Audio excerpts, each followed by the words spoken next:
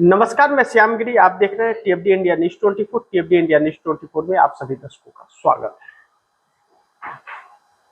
देश में जो हालात है इस वक्त बहुत ही चिंताजनक है, इस बात से इनकार नहीं किया जा सकता। लेकिन राहुल गांधी ने जो मुद्दे उठाए, या हम राहुल गांधी की उन बातों का आकलन कर ले कि जब से नरेंद्र मोदी प्रधानमंत्री बने हैं तब से राहुल गांधी ने जो बातें कही हैं वह सब हर एक बातें सच हुई हैं।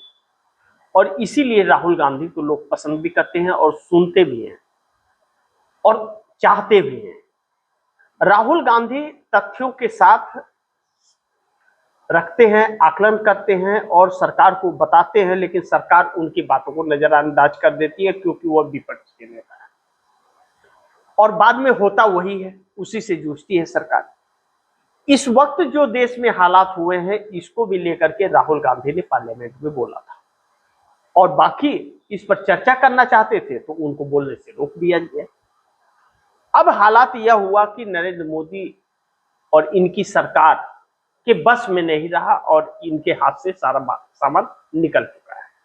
पूरी तरह से व्यवस्था क्लैप्स कर गई है, शेयर मार्केट लगातार क्रैश हो रहा है, रुपया गिर रहा है और प्रधानमंत्री नरेंद्र मोदी इटली में जाकर के टॉफी बांट रहे हैं। अब इसको लेकर के राहुल गांधी ने कई सारे बात कही।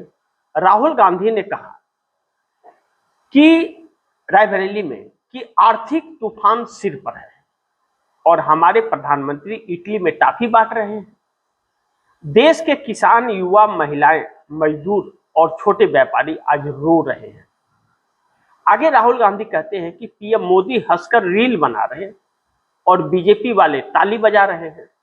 जनता की तकलीफों के बीच यह सब नेतृत्व नहीं बल्कि महज एक नौटंकी है। यह बात राहुल गांधी ने कही। अब इस पर आरएसएस और भाजपा वालों ने कहा कि राहुल गांधी माफी मांगे। राहुल गांधी ने माफी मांगने से इनकार कर दिया और कहा कि मैं फिर कहता हूं, माफी मांगना तो भूल जाइए कि मैं माफी कभी मांगूंगा, बल्कि फिर मैं दोहराता हूं कि मोदी और शाह इस देश के गद्दार हैं जिन्होंने लोकतंत्र को और व्यवस्था को, आर्थिक तंगी को ला करके खड़ा कर दिया और व्यवस्था को बर्बाद कर दिया। अब राहुल गांधी की बात से भाजपा पूरी तरह से इस बयान से तिलमिला सी गई है। अब तिलमिला गई है तो तिलमिला जाए, राहुल गांधी को फर्क पड़ता नहीं। राहुल को जो कहना है वो साफ शब्दों में कह देते हैं। क्योंकि सच कहते हैं इसलिए कांटे की तरह चूभता है भाजपा को। अब नरेंद्र मोदी वाकई नॉर्वे गए तो वहां पत्रकारों के सवालों का जवाब नहीं दिए, दुमदुमा के भाग खड़े हुए, और इटली गए तो टॉफी से रील बनाने लगे। उससे भी पैसा कमाएंगे और ब्रांड जिसका पेश किए उससे भी भारी भरकम पैसा मिलेगा। और नॉर्वे में जाकर के गौतम अडानी के लिए $100 बिलियन का रास्ता खोला है, उनके प्रोजेक्ट को बेंड कर दिया गया था। यह बात योगेंद्र यादव ने बताई। अब ऐसे में राहुल गांधी को जेल भेजने की तैयारी है। अब राहुल गांधी को जेल भेजती है मोदी सरकार तो उससे इस देश की गरीबी खत्म नहीं हो जाएगी और जो महंगाई की मार पड़ रही है वह खत्म नहीं होगी। जो बेरोजगारी छा गई है वह बेरोजगारी भी खत्म नहीं होगी। अगर खत्म हो जाए तो राहुल गांधी को जेल भेज दे, कोई दिक्कत नहीं। एक आदमी के जेल जाने से अगर सारी चीजें सही हो जा रही है, लेकिन उसमें जो लूट मची है और सरकार ही उद्योगपति के लिए जी रही है और उद्योगपति के लिए सरकार हमारे देश से विदेशी दौरे पे जाती है गरीबों के पैसे से, तो फिर सवाल तो उठेगा। और हकीकत यह है कि नरेंद्र मोदी को कुछ अता पता नहीं है, पूरा तरह से चौपट कर दिए हैं अपने तानाशाहियों में और मोदी अडानी अंबानी के लिए। लेकिन अडानी को लेकर के कहा जाता है कि अडानी एक मुखौटा है, हकीकत में वह सारा व्यापार नरेंद्र मोदी का है। इसीलिए नरेंद्र मोदी जाकर के सारे काम करवाते हैं। पहले नरेंद्र मोदी गए, फिर उसके बाद ये गए, उसके पहले नेतन्याहू आया था, मोसाद आया था, तब यह गए। तो इन लोगों की जो एक कम्युनिकेशन बनी हुई है तो इस देश को बड़े संकट में डालने के आधार यही है। और अब तो सुपर मरियम स्वामी ने फिर खुल करके कह दिया। दूसरी चीज, कि इतनी हिम्मत तो इनके अंदर नहीं है कि राहुल गांधी को जेल डाल दे। अगर राहुल गांधी को जेल डाले तो वह जाने के लिए तैयार भी हो जाएंगे, लेकिन इनके अंदर हिम्मत है क्या, वह देखे पहले। दूसरे, बंगाल के अंदर ममता बनर्जी सक्रिय हो गई है, मोदी सरकार गिराने की तैयारी में। ममता बनर्जी लगातार इस पर काम कर रही है और ममता बनर्जी ने कसम खा लिया है कि मोदी सरकार को मैं बहुत जल्द गिरा दूंगी। इसलिए इस पर चर्चा करना जरूरी हो जा रहा है, क्योंकि ममता बनर्जी जिस तरह से कदम आगे बढ़ा रही है उससे मोदी की घबराहट बढ़ने वाली है। और यूं कहे आपकी मोदी की घबराहट बढ़ने लगी है ममता बनर्जी के इस ऐलान के बाद, क्योंकि समीकरण वैसे ही बनने लगे हैं और वह समीकरण बहुत डरावने से हैं। अब लेफ्ट भी बंगाल के अंदर उतर गया मैदान पर और ममता ने कहा था कि लेफ्ट टीएमसी और कांग्रेस का गठबंधन करेंगे।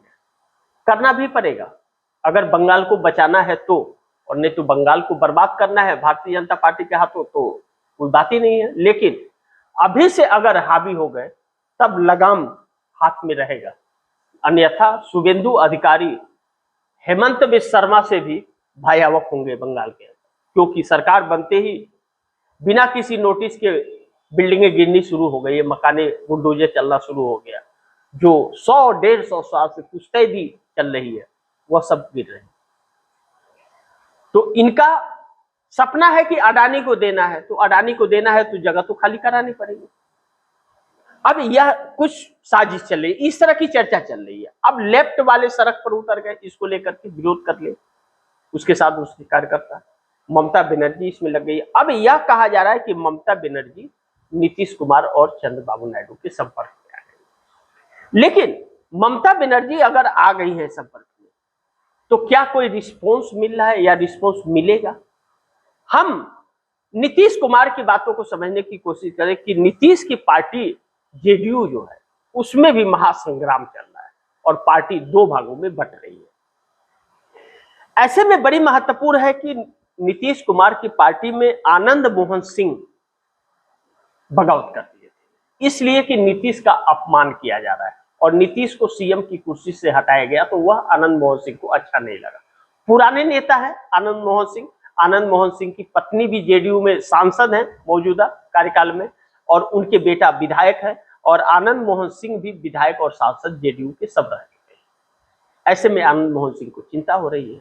जिस दिन कैबिनेट विस्तार हो रहा था बिहार सरकार का, उस दिन नीतीश कुमार, आनंद मोहन सिंह का कहना है कि नीतीश कुमार जेडीयू का नेता अपने 85 विधायकों की ताकत के साथ स्टेज पर खड़ा था और उसका एक तस्वीर भी कहीं नहीं था, नाम भी नहीं था। यह तो चिंता की बात है भाई।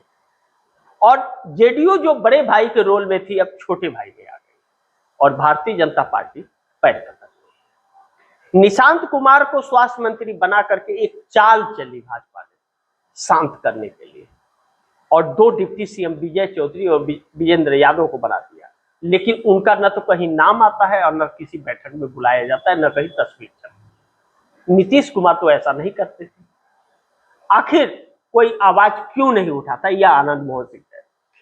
अब ललन सिंह ने इस बयान पर कहा कि आनंद मोहन सिंह कौन है, मैं तो नहीं जानता उसको, कौन है वह, जबकि आनंद मोहन सिंह की पत्नी सांसद है और ललन सिंह के साथ पार्लियामेंट में बैठती है और ललन सिंह कह रहे हम नहीं जानते। ऐसे में हरि नारायण सिंह को नीतीश कुमार ने कहा कि निशांत कुमार के लिए आप अपनी सीट खाली कर दी, वह न तो एमएलसी है और न तो विधायक है। हरि नारायण सिंह ने मना कर दिया और हरि नारायण सिंह आनंद मोहन को सपोर्ट कर गए। अभी हरि नारायण सिंह आनंद मोहन को सपोर्ट ही किए थे, तब तक श्याम रजक भी सपोर्ट में आ गए और श्याम रजक के सपोर्ट करते ही अरुण कुमार भी सपोर्ट करने लगे, यानी कि आनंद मोहन सिंह की मंशा पूरी हो गई। पार्टी में आवाज उठ गई और पार्टी में आवाज ऐसी उठी कि पार्टी 2 गुटों में बट गई। अब ललन सिंह और संजय झा का प्लान पूरा फेल हो गया, जो यह सोच रहे थे अब वह मुश्किल लग रहा है। और उधर ममता बनर्जी सक्रिय है। अब कहा जा रहा है कि ममता बनर्जी नीतीश कुमार के संपर्क में है और ममता बनर्जी अगर नीतीश कुमार के संपर्क में है तो फिर इसका मतलब तैयारी बड़ी हो रही है, क्योंकि तेजस्वी यादव ने भी बिहार में अपने सभी विधायकों को अलर्ट कर दिया है कि कभी भी कुछ भी खेल हो सकता है। लेकिन इस बीच चंद्रबाबू नायडू बड़ी मुश्किल में फंसे हुए हैं 18 सांसदों के साथ।